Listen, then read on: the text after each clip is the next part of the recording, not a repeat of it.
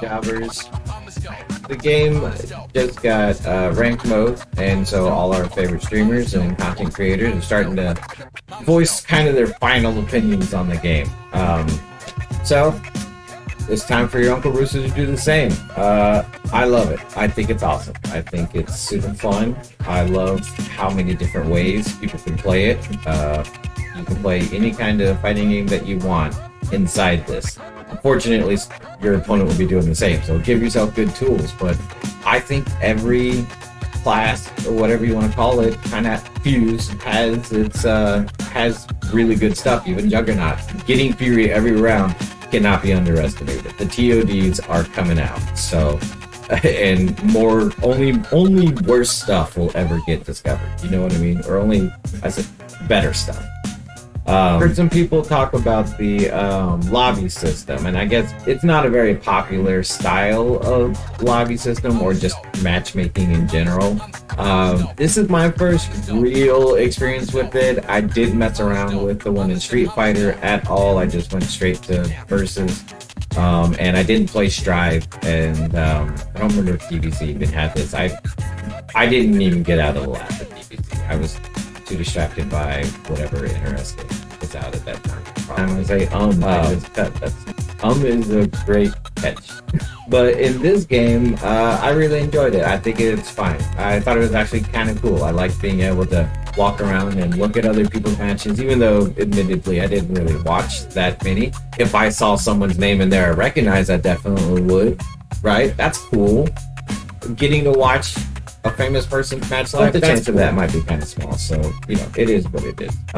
That being said, in general, you know, it's not like you just hit triangle. If you don't want to deal with it, you just hit triangle, and you don't have to deal with it. You just hit triangle, run around, jump around, do whatever, maybe go watch somebody's match for a second, and then a match will come up. It just hasn't been taking me that long to find match. If they can't find you somebody in that lobby, they'll find somebody in a different lobby, and you'll play them virtually. It's fine. I like it, and the fact that it's arcade themed definitely helps a lot. I mean, if it was like a weird Sky Tower or whatever, I might not care. It'd be like, okay, can we just...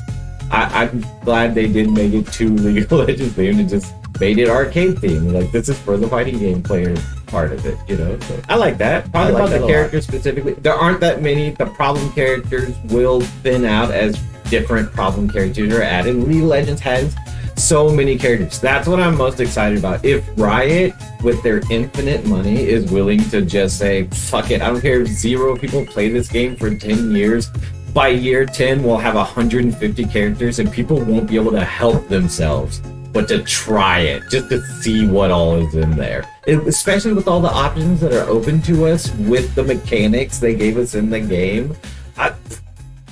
Lab Monsters, this will be their favorite game forever if they just keep picking random. And I want to say it loud and clear. Riot, have the balls. Put Urgot in this game somehow. I don't care. I will main him day one from now until forever. That would be so hype. More realistic characters. I'm really excited about Trundle. I loved Trundle. I had him back when he was a trash monster, a little trash goblin. I had that skin on the thing. But I also really like the Arctic remake, and I'm fine with him not being trash monster. It's fine. He looks cool as an Arctic troll. Whatever. Big ice pillar, cool. That would be fun to play with. It'll be like Frostwall. That'll be fun. We're always in the corner, baby. Can you imagine Darius with just Frostwall? We're always in the corner, baby. When it comes to the dirty stuff that people really hate, I'm not seeing hardly anybody push block in this game. I don't play sidekick and get push block, and this stuff doesn't.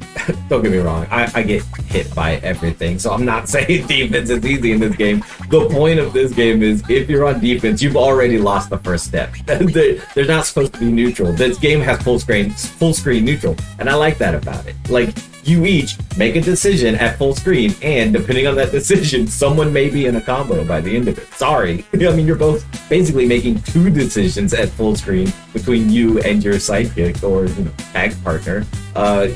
And each of those decisions could be full screen launchers for the other characters. So, yeah, you're playing neutral at full screen, but also, like, there is neutral because Darius, I think the most slept on thing about him is that he's a neutral monster. He's Shao Kahn 100%. You cannot make the wrong decision if you are within this like section of the screen in front of him. It's probably about a quarter of the screen in front of him, which means he really commands half of the screen, just like every other character. But the ways that he does it, if you are within right trigger range, I pull this trigger like it's a fucking gun, and if you are within that range and you tag in and hit a button, you happy birthday to me. That's what he does. He punishes you for making the wrong decision while in his... He, like Shao Kahn, is not a rushdown. They are, in a way, zoners. They command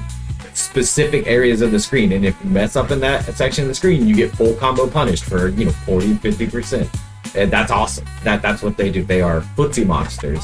But in a game where with full screen neutral, basically, they also have really great get-in tools, and your assist can be so helpful. I mean, the amount of things that Darius does not have to deal with down special, I guess 2, I don't know, whatever right trigger is, that ground spark, the amount of stuff that he doesn't have to deal with because of that is I think right now being kind of slept on.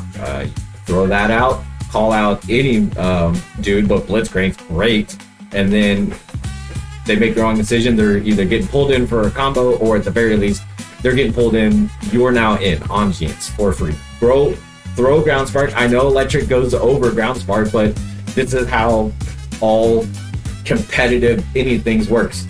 They make a decision, you make a decision, one wins, right? Ground spark covers a lot of their options. This is something I really want to talk about with all fighting game players.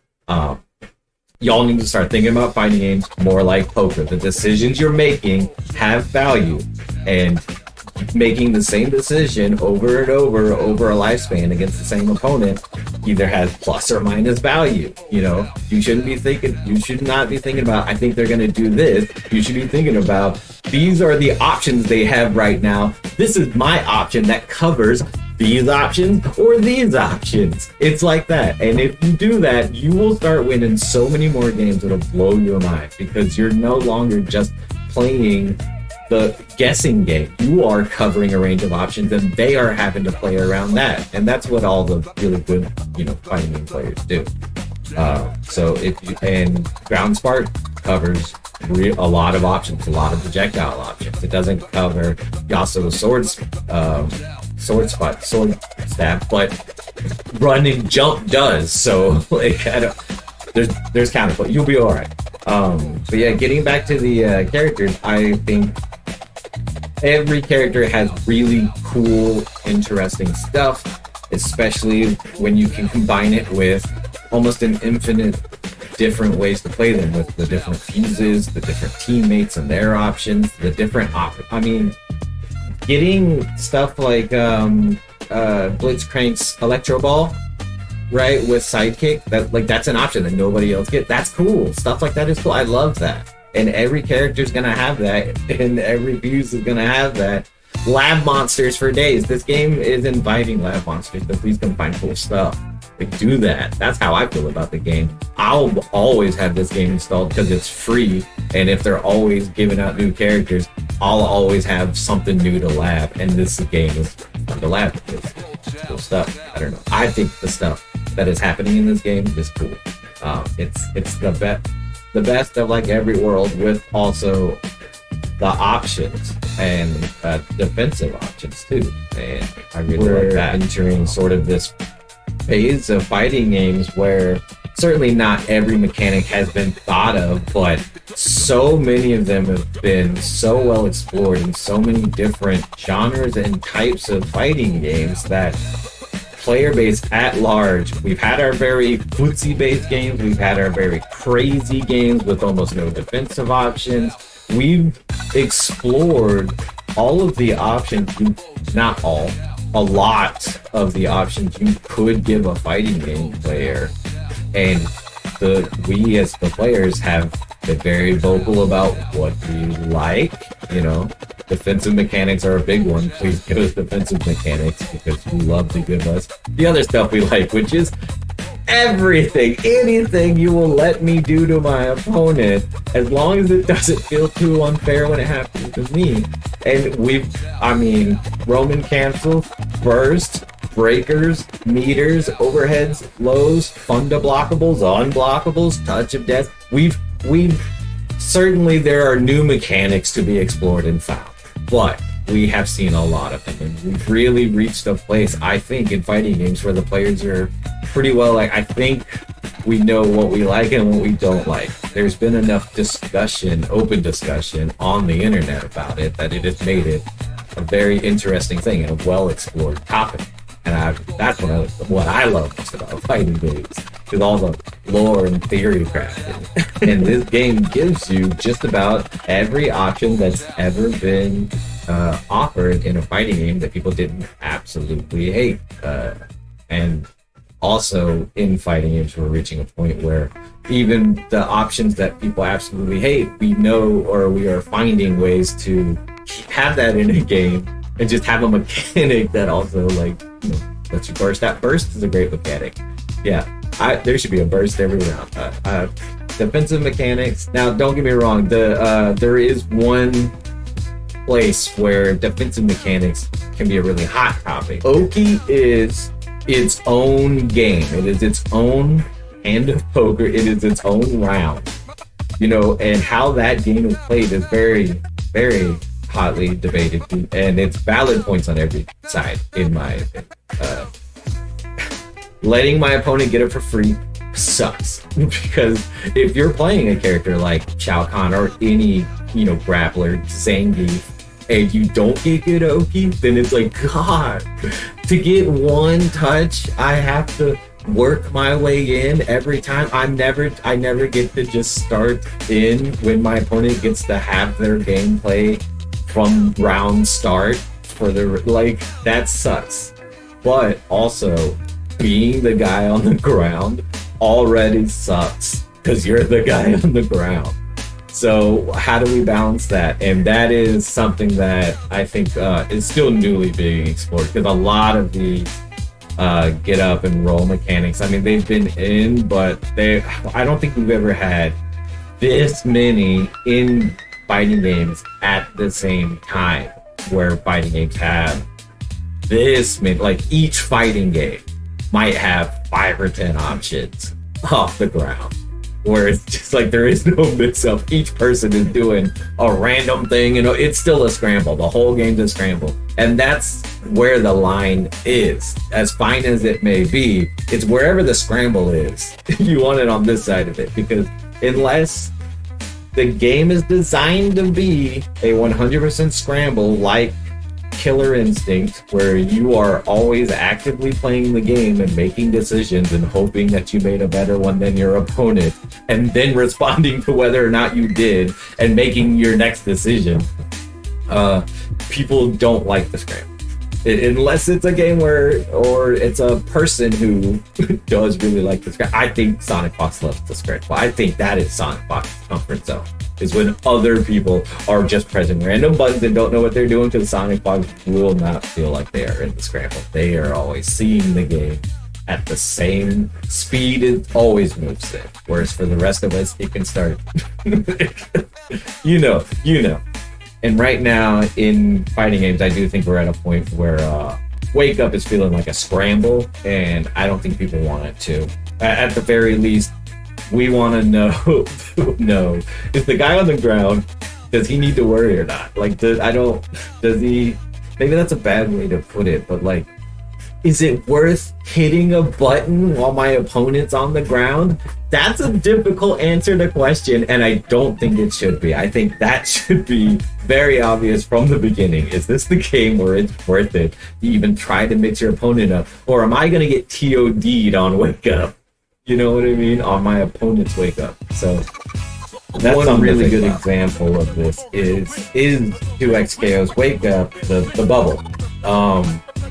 Making it a hold move was a very interesting choice, and I feel like I might know why they did it, because Wake Up timing for me when I'm on the ground can be really difficult. you can't see when the anime. Well, I mean, I guess you can. It's the second the dude starts moving, but I'm always afraid. The wake up window's always been really it's here or here. So you'll see my wake up timings and my meets be really tough. And making it a hold theoretically would eliminate that. You don't have to worry about it. Just hold the button. And well, I think the thing they didn't anticipate was nobody's touching the ground.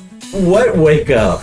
You're in the air. You're always flipping out of the air, almost, or getting restood by Crank apparently, which I haven't seen, but I'm a scrub and I haven't gotten up there yet. I always can work my way up to where I see that stuff, but I haven't been getting restood by Blitzcrank that much. But it's all like Brian F and them are talking about. Not all, but it's certainly something they bring up. But the point is, I think they wanted it to make it easier, and I don't think it does, because I am like mashing, and like, how do you mash a hold button? You can't, right? So maybe they did want it to be easier. Maybe they wanted it to be like, no, if you want to wake up, you need to know your timing. If you have to hold down the button, you have to be sure. You can't be mashing. That makes sense too. I get that. In which case, I don't know. Then how do you feel about the wake up? If that's the intention, if they wanted you to have to commit to that hold button, I mean, that takes that's why you don't see that many bubbles. It takes all the faith out of it. Like, I don't know if I'm gonna hit the ground, and then like I do, but I don't know if I'm gonna get OTG'd or get stomped and then just kind of flip out. Like, I don't know what's gonna happen. I don't know when or if I'm gonna hit the ground, and then I have to hold the button. Now sometimes it is obvious, and on those I generally do, and that's a good time to mix it in. Just anytime it is like a good hard knockdown. Now, you're still at that point playing Oki, your opponent might block, but stop. Don't do that in the comments. This is how everything works, okay? Everything dies to Doomblade. It doesn't make it a bad creature. Stop. There's always another option. The point is it a good option? You determine that by how many options does it beat. That's how it works. That's how everything works. Anyway, my final thought on Oki would be, it's fine. I'm not seeing it enough for it to matter. I'm usually getting flipped out. I don't think this is going to be a very Oki heavy game unless you want it to be, which I do with my character. I end everything in the specials, supers, ultras, whatever, bars. The only thing your meter does, as far as I can tell. I don't know, I guess it works for parry. I don't fucking parry. I need to work on that, but I always have meter for my supers. My combos hit hard. There's so many decisions like that you can make in this game, and I love that. I love that you could just choose to ignore parts of it and still do. I mean, Fury solves everything. Fury solves everything. Please don't fix it, or there will never be a point to play Juggernaut. I don't think it's too broken, especially considering the resource game that people who are actually playing two characters have to play with that. Like, do you burst or do you Fury? I think having people, encouraging those people to let a character die to get access to Fury is great. It should be like that. It now makes it a 1v1 game, so if someone's playing a 1v1 character and they get a lucky kill, on that first character, neither player is out, and now you're both playing the same game, and it's fun. I'm fine with that. That's awesome. That's part of what I love about this game, is the interaction between the fuses and how a single player can bring a duo player down to their level with just one good luck tip. Yeah, I'll spend mine and you can have yours and I'll have to deal with that, but it'll at least still be 1v1, you know, so it'll be fun. And I beat people who are in Fury because now they have to play footsies and they don't know how. Right? You stick, boom, boom, boom, fire that thing off, and then throw Blitzcrank's hand in the air. You can't miss. It covers this much. It covers this much. Where's my hands? Here we go. If this is the fighting game screen, it covers, and you're on the right side of the screen. It covers this much of the screen, and Blitzcrank hand really goes, you know, like kind of like that. So good. Like you and your opponent who's like, I got Fury. But I lost my character. That sucks. all right, I'm running. they always just call an assist and run, and their assist may or may not be something like it might hit Blitzcrank's hand, and then the right trigger hits the dude running. Like it's fine. I don't think it's too hard to get in or out. But yeah, I think this game is fun. I think everybody should play it. I think Rito should just keep dumping characters into it until people can't help themselves but to try it, because they've given us the option to play any and all games that we want. You know, you can play Juggernaut, no assist. Just get in there and throw some hands if you really want. Pop Fury, bring them down to your level, and now they have to, play Sidekick, which is still better than Juggernaut. But whatever, it's fun. I don't think I have much more to say about the game than this. I mean, there's a character for everybody already, and there's only more to come, and there's almost infinite mechanics to play with and to smash together, like monster trucks, and see how they crash together. And then, I'm sure they'll release a patch. They also have really great core mechanics to keep all of that stuff in check, I think.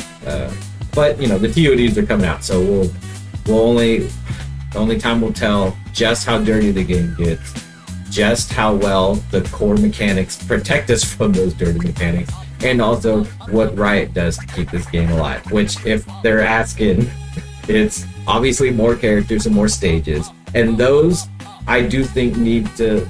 Oh boy, it's so hard to pump them out at a rate in a game that's breakable. You know what I mean? They should be releasing one character a year and praying that doesn't break it. But whatever. If you want to keep any fighting game alive, you need lots of characters coming in, stages coming in, cosmetics, please, and not hard to get ones. But this is what Riot does, so we're not worried about that. That's how Riot bought their Bentleys.